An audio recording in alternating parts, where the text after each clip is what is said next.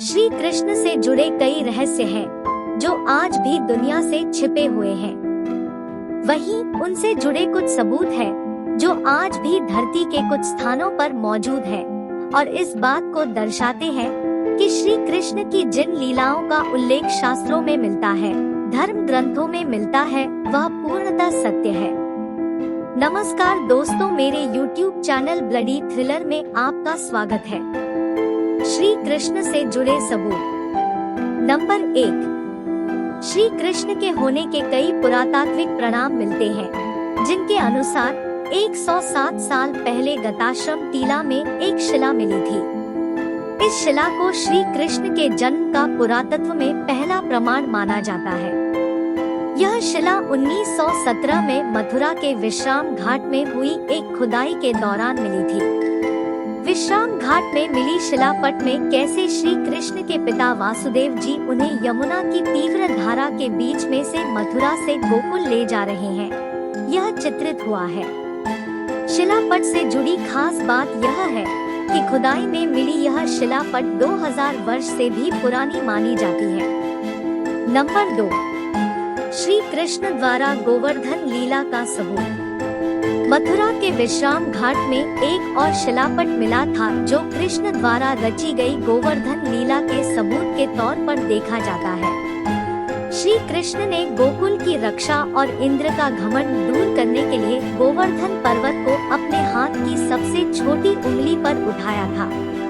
इस दूसरे शिलापट में उसी घटना का चित्रण किया गया है। यह शिलापट भी 2000 वर्ष से भी अधिक पुराना बताया जाता है। नंबर 3, श्री राधा कृष्ण की लीलाओं का सबूत। श्री राधा कृष्ण के प्रेम दर्शाते वाले कई मंदिर ऐसे मिल जाएंगे जो इस बात को प्रमाणित करते हैं कि श्री कृष्ण भी है, श्री राधा रानी भी है और श्री राधा कृष्ण के प्रेम की लीलाएं भी सर्वथा सत्य है। इन्हीं में से एक है निधिवन। जो लोग निधिवन के महत्व को नहीं जानते, वह इसे भूतिया स्थान बताते हैं। वहीं जिन्हें इस स्थान की महिमा पता है, उन्हें इस बात का आभास है कि यहाँ आज भी कृष्ण और राधा रास रचाने आते हैं। अब इस स्थान की महिमा वैज्ञानिकों द्वारा भी मानी जाने लगी है।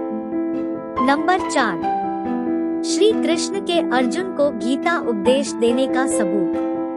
श्री कृष्ण का गीता उपदेश सत्य है, इस बात का प्रमाण खुद भगवत गीता है, जो घर घर में लोगों द्वारा न सिर्फ पढ़ी जाती है, बल्कि वैज्ञानिकों के कई शोध का आधार भी गीता ही होती है। मात्र भारत में ही नहीं, बल्कि अब कई देशों में गीता का पाठ पढ़ाया जाता है और इस महान ग्रंथ में छिपे वैज्ञानिक आधारों पर शोध किया जाता है।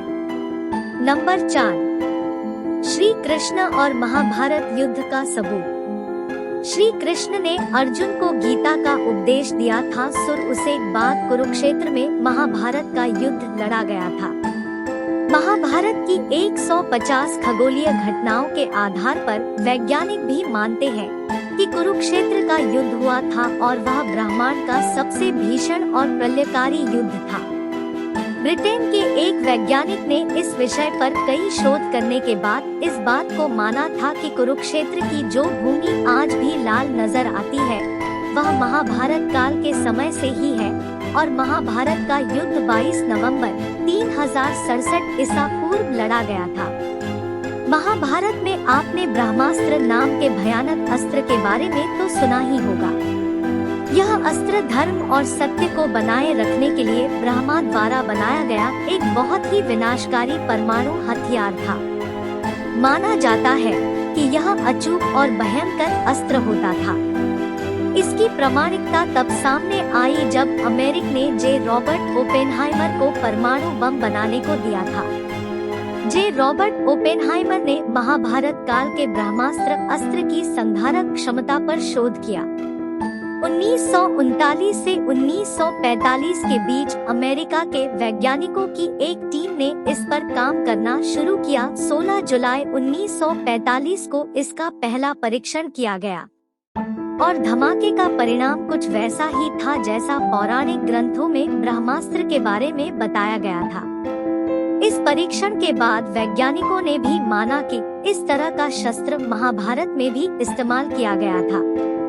नंबर 5, श्री कृष्ण की द्वारिका का सबूत। श्री कृष्ण ने मथुरा छोड़ने के बाद अपना गुजरात से 1000 किलोमीटर की दूरी पर स्थित समुद्र के किनारे द्वारिका नगरी का निर्माण किया था। इसी कारण से श्री कृष्ण द्वारिकाधीश कहलाए। महाभारत में इस बात की जानकारी मिलता है कि यह मगरी जलन हो गई थी।